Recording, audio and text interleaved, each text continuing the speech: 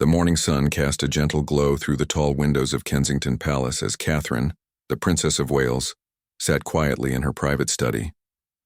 Her hands trembled slightly as she held the letter that had arrived just an hour earlier.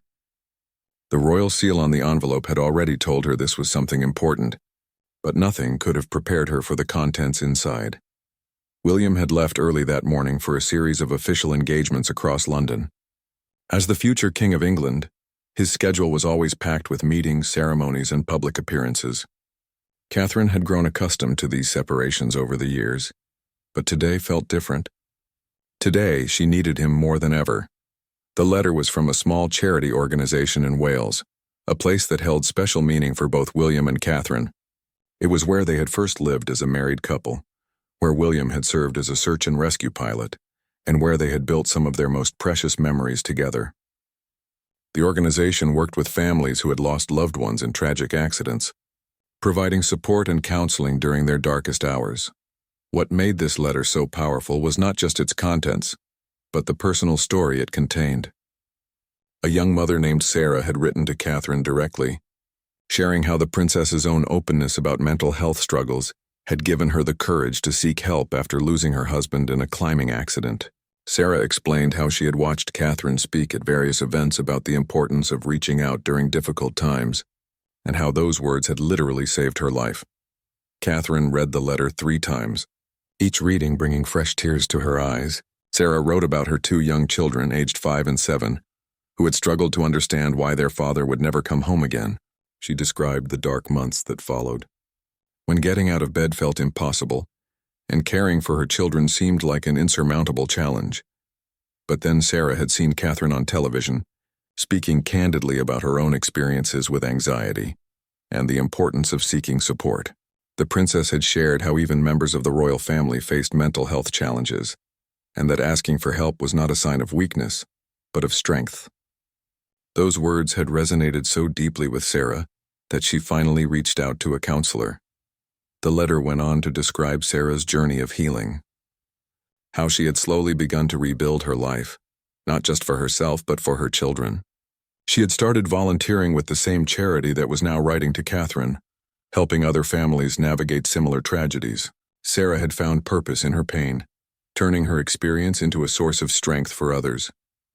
Catherine set the letter down and walked to the window, looking out at the gardens where she and William often took their own children to play. She thought about the weight of responsibility that came with their positions, not just the ceremonial duties and public appearances, but the real impact their words and actions could have on people's lives. She remembered the difficulty of her early years in the royal spotlight, when every appearance was scrutinized and every word analyzed. There had been times when the pressure felt overwhelming, when she questioned whether she was strong enough for the role that lay ahead. William had been her anchor during those moments, reminding her that their position was not just about privilege but about service. The phone rang, interrupting her thoughts. It was William's private secretary, informing her that the prince's schedule had been delayed due to an unexpected situation at one of his engagements. A young veteran at a military event had suffered a panic attack during the ceremony, and William had stayed behind to ensure the man received proper care and support. This news brought a small smile to Catherine's face despite her emotional state. It was so typical of William to put the needs of others before his own schedule. She had witnessed this compassion countless times over the years, whether he was comforting grieving families after tragedies or spending extra time with sick children during hospital visits. Catherine picked up the letter again and noticed something she had missed before. At the bottom, Sarah had included a small photograph. It showed her 2 children holding a drawing they had made together. The picture depicted a rainbow after a storm, with the words "Thank you, Princess Kate," written in colorful crayon letters. The innocence and hope in that simple drawing broke something open in Catherine's heart. She thought about her own children, and how fortunate they were to have both parents present and healthy. She thought about all the families across the country and around the world who were struggling with loss, illness, and hardship while she lived in comfort and security. But more than guilt, Catherine felt a renewed sense of purpose. This letter was a reminder of why she and William did what they did. It was not about the titles or the ceremonies or the grand palaces. It was about moments like these when their words could reach across the divide between royalty and ordinary citizens to touch a life that needed touching. Catherine made a decision. She would not wait for William to return to share this letter with him. Instead, she would go to him. She would find him at his final engagement of the day and share this moment together. She sensed that he, like her, needed to be reminded of the deeper meaning behind their public roles. As she prepared to leave, Catherine took one last look at the letter and the children's drawing.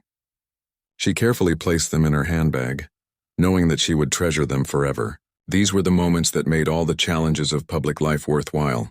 These were the reminders that behind every formal engagement and official duty, there were real people with real struggles who looked to them for hope and inspiration.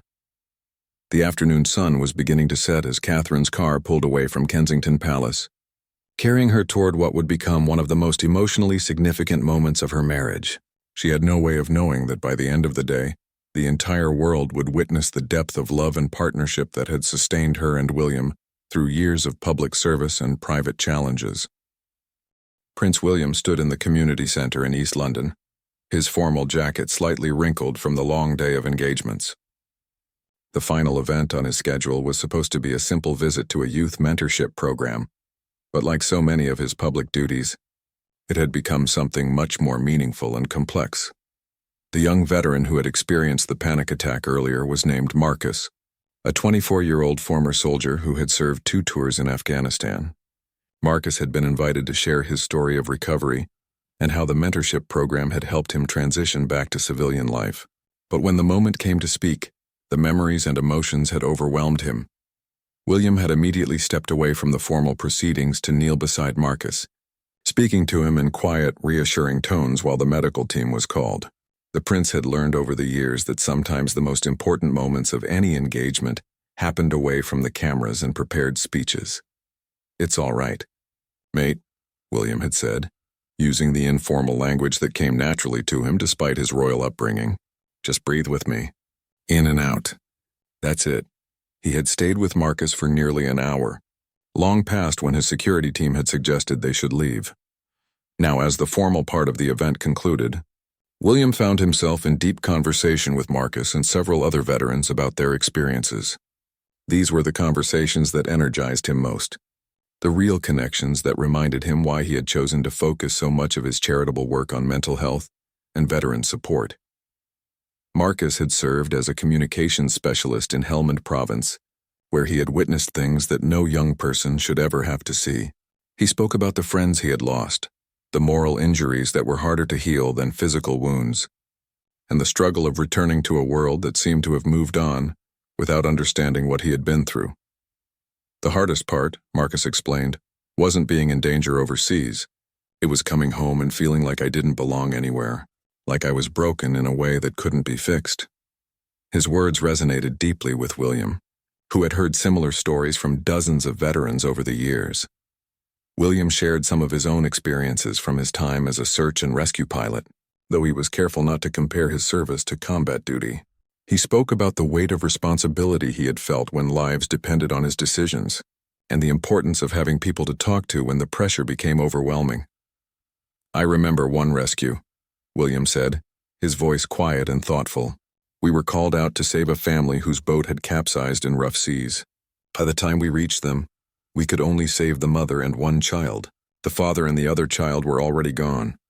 He paused, the memory still clearly painful after all these years. "I carried that with me for months, wondering if we could have done something differently, if we could have been faster." The other veterans in the group nodded with understanding. They recognized the look in William's eyes, the weight that came from carrying responsibility for others' lives. It was a burden that created a unique bond among those who had experienced it. "What helped me," William continued, "was finally talking about it, not just to Catherine, though she was incredibly patient with me, but to the other pilots who had been through similar experiences. There's something powerful about sharing these things with people who truly understand." As William spoke, his phone buzzed with a text message from Catherine. She was on her way to meet him, which was unusual since they had planned to reconnect at home later that evening. He wondered what had prompted her to change their plans, but he was looking forward to seeing her. The mentorship program director, A woman named Janet, who had worked with at-risk youth for over 20 years, approached the group. She had been watching the informal conversation with admiration, seeing how naturally William connected with the young veterans. "Your Royal Highness," Janet said, "I hope you don't mind me saying this, but what you're doing right now, this conversation, it's exactly what these young men need. Too often, people in positions of authority talk at them rather than with them." William smiled at the compliment but deflected attention back to the veterans. "These men have served our country with incredible courage. The least I can do is listen to their experiences and learn from them." He turned back to Marcus. "You mentioned the mentorship program has been helpful. Can you tell me more about that?" Marcus brightened noticeably. "It's not just about job training or resume writing, though that's part of it. It's about having someone who gets it, you know? My mentor is an older veteran who went through his own struggles after leaving the military. He doesn't judge me when I have bad days, and he doesn't try to fix everything. He just shows up." The conversation was interrupted by the arrival of Catherine's security detail, followed by the princess herself. William looked up in surprise and concern, wondering if something was wrong. Catherine's eyes were slightly red, as if she had been crying, but she was smiling as she approached the group. "I'm sorry to interrupt," Catherine said gracefully, "but I have something I wanted to share with William, and I thought it might be appropriate to share with all of you as well." William stood and moved to her side, his hand instinctively finding hers. The gesture was automatic, born from years of supporting each other through public and private challenges. The veterans and program staff watched with interest, sensing that something significant was about to happen. Catherine reached into her handbag and withdrew the letter and the children's drawing. "I received this today," she began, her voice slightly unsteady with emotion. "It's from a mother in Wales whose husband died in a climbing accident. She wrote to tell me how some of our conversations about mental health gave her the courage to seek help during her darkest period." She held up the children's drawing of the rainbow after the storm. Her 2 young children made this to say thank you. They wrote, "Thank you, Princess Kate," because they understand that talking about difficult things helped save their mother's life. William's expression softened as he looked at the drawing, understanding immediately why Catherine had felt compelled to share this moment with him. The simple crayon artwork represented exactly what they had been discussing with the veterans: the power of opening up about struggles and supporting one another through difficult times. Marcus stepped forward to look at the drawing more closely. "That's beautiful," he said quietly. "Kids have a way of seeing hope even when adults can't, don't they?" Catherine nodded, tears beginning to form in her eyes again. The mother wrote that she had given up on everything, but hearing us talk openly about mental health challenges made her realize that even people in our position face struggles. It gave her permission to ask for help. William put his arm around Catherine's shoulders and she leaned into him naturally. The gesture was captured by the photographer who had been documenting the event, though neither of them was thinking about cameras at that moment. They were simply 2 people sharing the weight and wonder of the responsibility they carried together. The community center had grown quiet as more people gathered around William and Catherine. Word had spread through the building that the princess had arrived with something important to share, and staff members, volunteers, and program participants had naturally gravitated toward the group. Catherine continued reading from Sarah's letter, her voice growing stronger as she shared the woman's journey from despair to hope. Sarah writes that after losing her husband, she felt like she was drowning in grief while trying to keep her children afloat. She says she watched me speak at a mental health event 6 months ago, where I talked about the panic attacks I experienced during my early years as a royal. William remembered that speech well. It had taken Catherine months to decide whether to share something so personal, and he had supported her decision while worrying about how the public and media would respond. The speech had been part of a mental health awareness campaign, and Catherine had chosen to be vulnerable in order to help others feel less alone. "I was terrified to give that speech," Catherine admitted to the group. "I worried that people would think less of me, that they would question whether I was strong enough for my role. But William reminded me that showing our struggles doesn't make us weak. It makes us human." Marcus nodded emphatically. "That's exactly what my mentor told me. He said the strongest people he knew were the ones who could admit when they needed help." He looked around at the other veterans. "We're trained to be tough, to push through everything, but sometimes that training works against us when we come home. An older veteran named David, who served as a mentor in the program, spoke up. I spent 15 years after my service trying to handle everything on my own. Nearly lost my family, lost several jobs, ended up homeless for a while. It wasn't until I swallowed my pride and asked for help that things started to turn around. Catherine looked at David with deep respect. How did you find the courage to ask for help? What made the difference? David smiled, revealing a weathered face that spoke of hard-won wisdom. It was my daughter, actually. She was about 8 years old at the time, and she drew me a picture one day.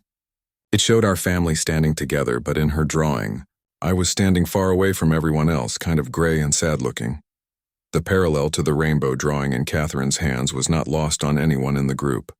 Children, it seemed, had a unique ability to see and express truths that adults often missed.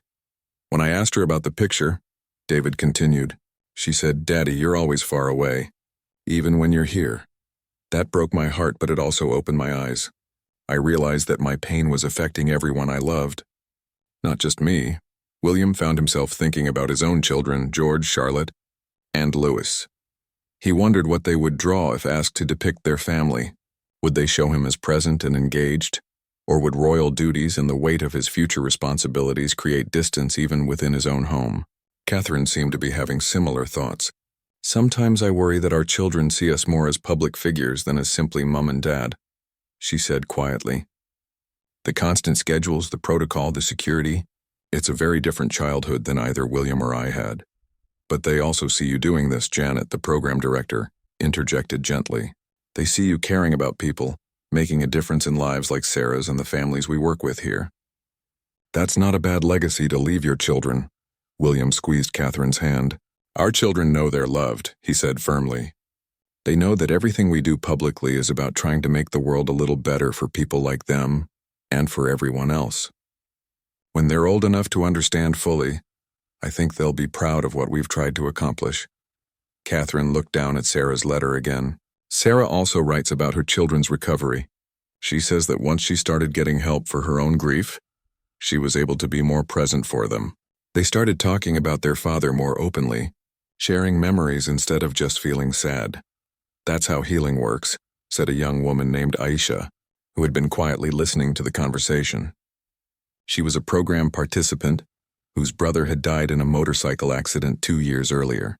At first, talking about him hurt too much, but eventually, sharing the good memories started to feel like keeping him alive in a different way.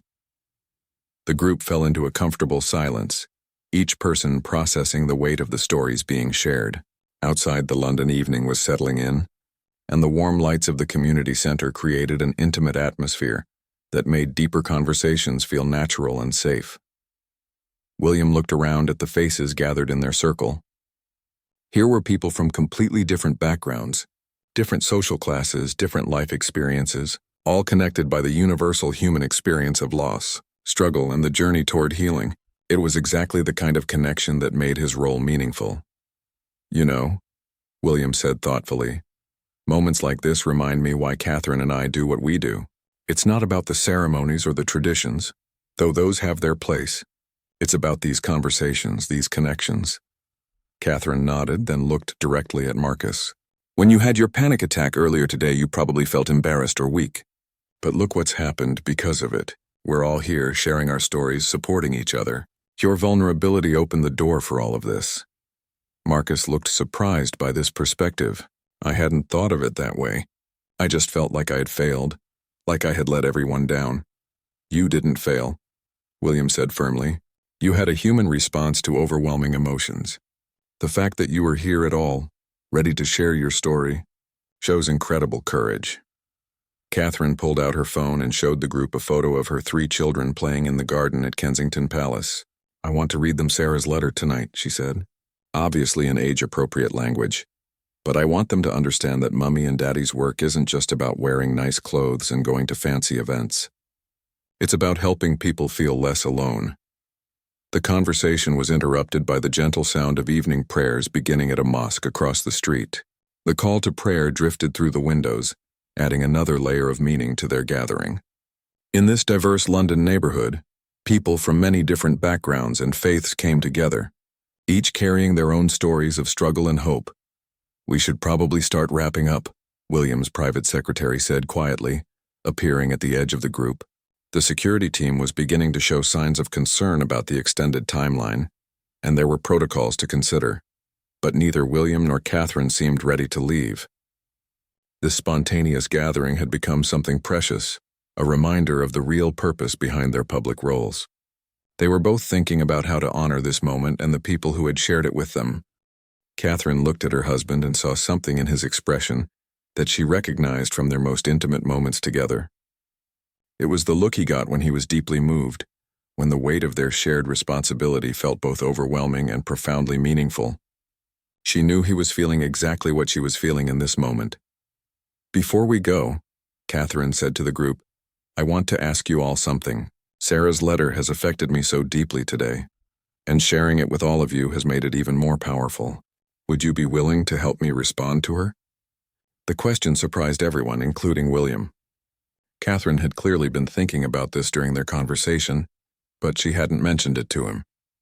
He watched with admiration as she continued to speak, her voice gaining strength and conviction. "I don't mean just a formal thank you letter from the palace," Catherine explained. "I mean something real, something that shows her that her story has created this moment of connection between all of us. Would you be willing to share your stories with her?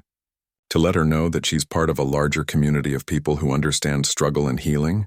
Marcus was the first to respond. "I'd be honored to write to her.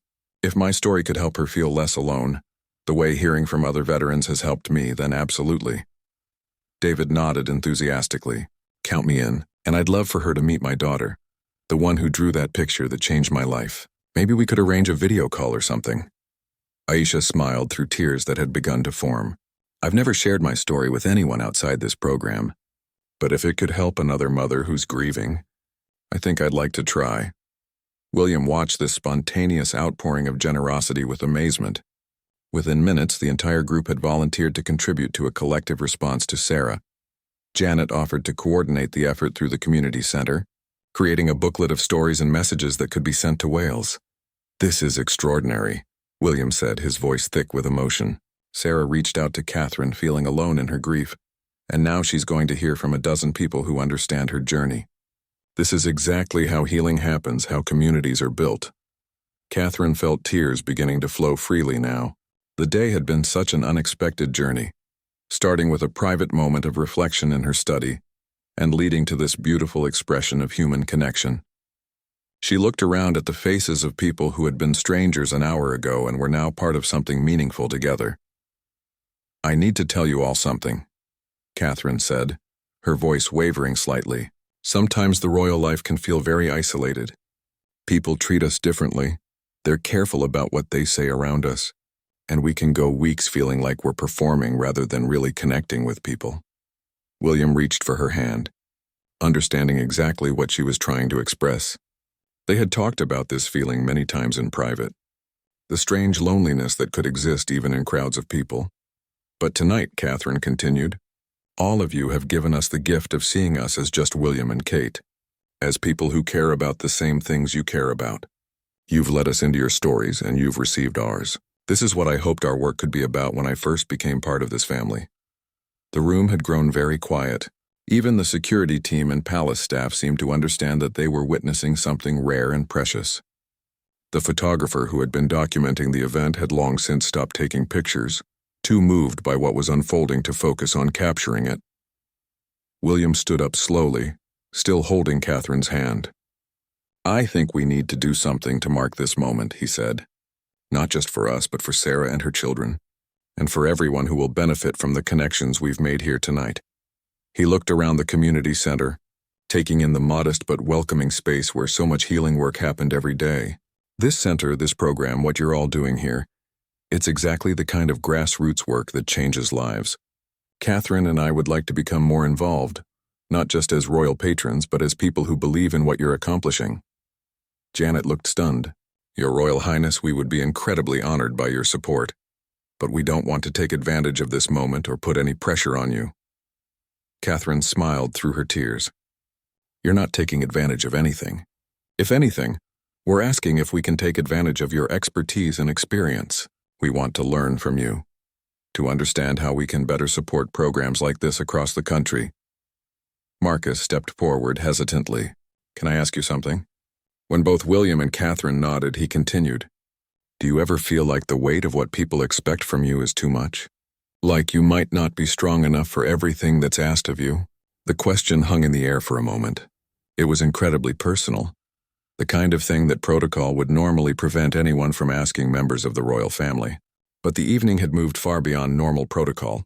William answered first. "Every day," he said simply. "Every single day I wonder if I'm doing enough, if I'm saying the right things, if I'm worthy of the trust people place in me. The only thing that makes it manageable is knowing that Catherine is carrying that weight with me." Catherine squeezed his hand. "And knowing that we're surrounded by people like all of you, people who are doing the real work of healing and helping in their communities. We may have titles and platforms, but you're the ones actually changing lives every day." The emotion in the room was becoming overwhelming. Several people were crying openly now, not from sadness but from the recognition of shared humanity that had emerged from their unexpected gathering. Aisha spoke up softly. "I want to say something to both of you. When I lost my brother, I felt angry at everyone who seemed to have perfect lives, especially people in the public eye who always appeared happy and successful. But hearing you talk tonight, seeing how much you care, it's changed something for me. It's reminded me that everyone carries pain, and everyone needs support." Her words seemed to capture what everyone in the room was feeling. The artificial barriers between royalty and commoners, between public figures and private citizens, had dissolved completely. They were simply human beings who had found each other in a moment of authentic connection. As the evening drew to a close, nobody seemed ready to leave. The conversation had created a bond that felt too precious to simply walk away from. But reality was beginning to intrude, with security protocols and schedules that couldn't be ignored indefinitely. As the group began to reluctantly prepare for departure, Catherine made an impulsive decision that would define the rest of the evening. She looked at William with an expression he had learned to recognize over their years together, the look that meant she was about to suggest something meaningful and possibly unconventional. "William," she said quietly, "I know this wasn't planned, and I know our security team is probably concerned about the extended timeline. But would it be possible for us to step outside for a moment? Just the two of us? I feel like I need to process what's happened here tonight, and I'd like to do it with you before we return to everything else." William understood immediately. The transition from moments like this back to the formal world of royal duties could be jarring, and they had both learned the importance of taking time to honor experiences that moved them deeply. He nodded to their security detail, who quickly conferred and then indicated that a brief private moment could be arranged in the small garden behind the community center. The space was easily secured and would give them the privacy. Catherine was seeking the group inside, began exchanging contact information, and making concrete plans for their collective response to Sarah.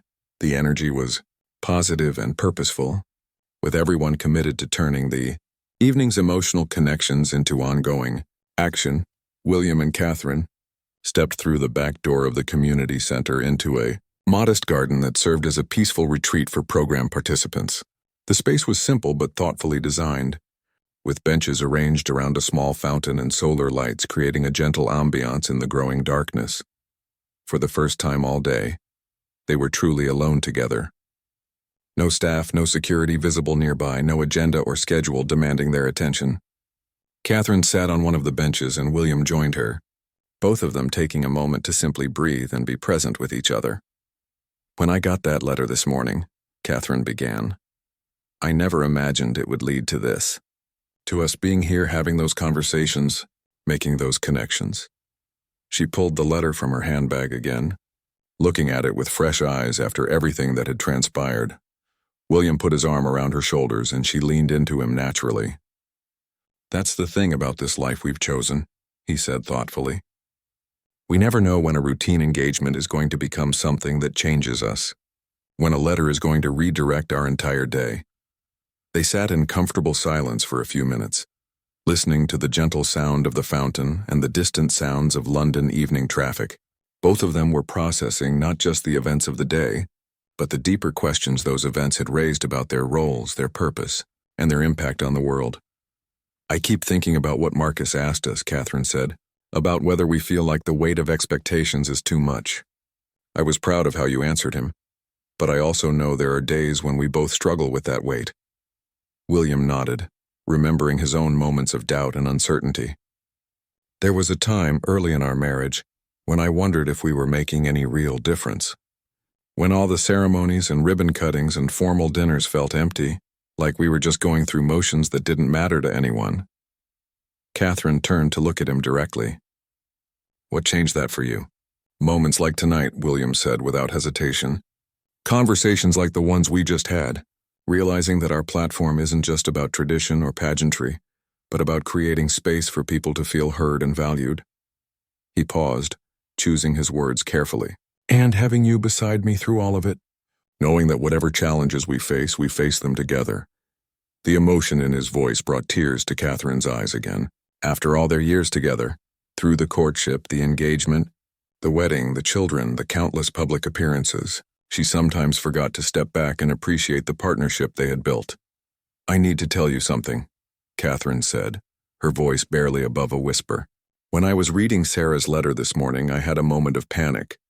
Not about the content, but about the responsibility, about whether I was strong enough to carry the weight of knowing that our words and actions have such power in people's lives.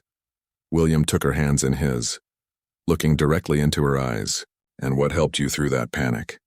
Thinking about you, Catherine admitted, knowing that I wasn't carrying that responsibility alone, knowing that whatever challenges come our way, we'll face them as a team. She smiled through her tears. And then actually coming here tonight and seeing how you connected with Marcus and the other veterans, how naturally you made space for their stories. It reminded me why I fell in love with you in the first place. The words hung in the air between them, heavy with emotion and significance. They had said I love you countless times over the years. But there was something different about this moment, something that felt like a renewal of their commitment, not just to each other but to the work they were doing together. William stood up and extended his hand to Catherine. When she took it and stood beside him, he pulled her into an embrace that was both tender and fierce, holding her as if he could somehow transfer all of his strength and love to her, through touch alone. I love you, he whispered into her hair. I love your compassion, your courage, your willingness to be vulnerable in service of helping others. I love that you turned a difficult morning into an evening that reminded me why our work matters. Catherine felt something release in her chest, a tension she hadn't even realized she was carrying. I love you too, she whispered back. I love your kindness, your genuine care for people, the way you make everyone feel valued and heard. She pulled back slightly to look at him. I love that we can have days like today, when we discover new depths of meaning in what we're doing together. They stood holding each other in the quiet garden, both of them crying now, but not from sadness. These were tears of gratitude, of recognition, of love that had been tested by years of public scrutiny and had only grown stronger. The moment was captured by a photographer who had been positioned discreetly at a distance, but neither William nor Catherine was thinking about cameras or public perception. They were simply two people who had found their way through a challenging day to a moment of pure connection and understanding. When they finally stepped apart, both of them felt changed by the day's experiences. The letter from Sarah, the conversations with the veterans and program participants, and now this quiet moment together had created something powerful and lasting. We should probably head home to the children, Catherine said practically, though she made no move to actually leave the garden. In a minute, William said, still holding her hands. I want to remember this moment exactly as it is.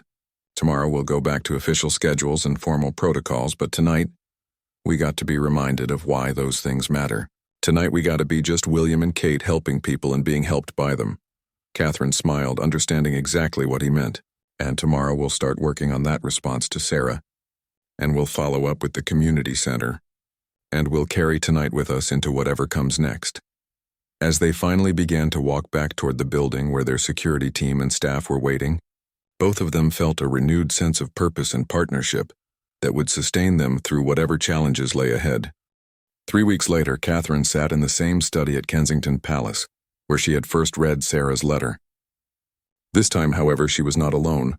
William sat beside her, and spread across the desk before them was a collection of letters, drawings, and photographs that represented the most meaningful project either of them had ever undertaken. The response to Sarah had grown far beyond what anyone had imagined that emotional evening at the community center. What had started as a simple idea to connect Sarah with the stories of the veterans and program participants had blossomed into something extraordinary. Word had spread through various networks of support groups, charities, and community organizations across the United Kingdom. People who had never met Sarah, but who recognized their own struggles in her story, had reached out asking to contribute to the collection. A widowed father from Scotland had sent a letter about raising his 3 daughters alone after his wife's death from cancer.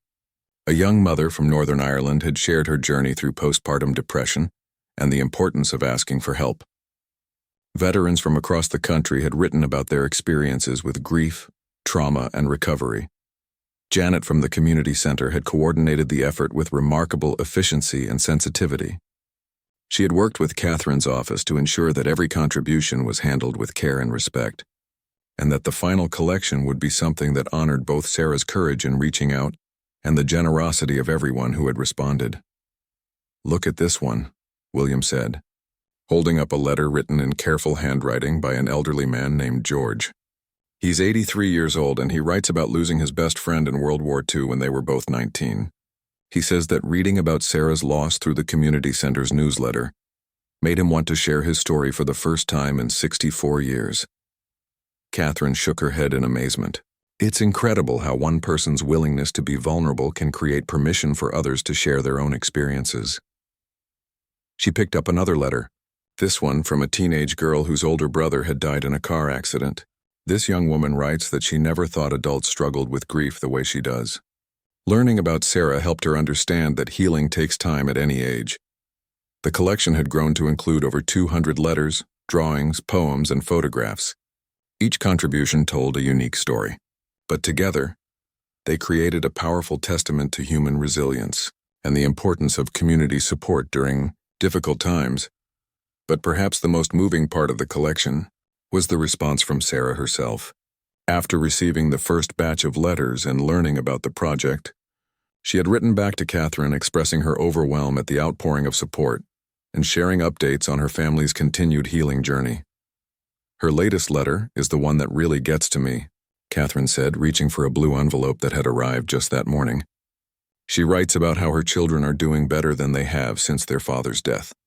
She says they've started a memory garden in their backyard, planting flowers that remind them of him and sharing stories while they work together.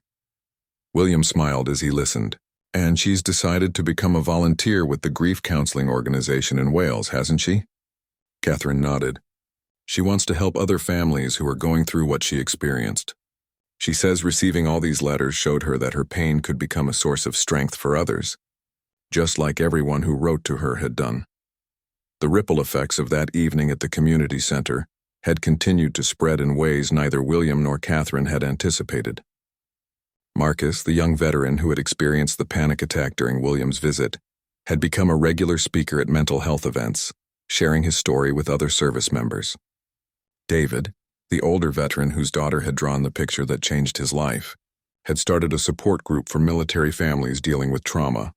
Most significantly, the community center itself had received an influx of volunteers and donations after word spread about the evening's events. The program that had been struggling financially just a month earlier was now expanding its services and considering opening a second location.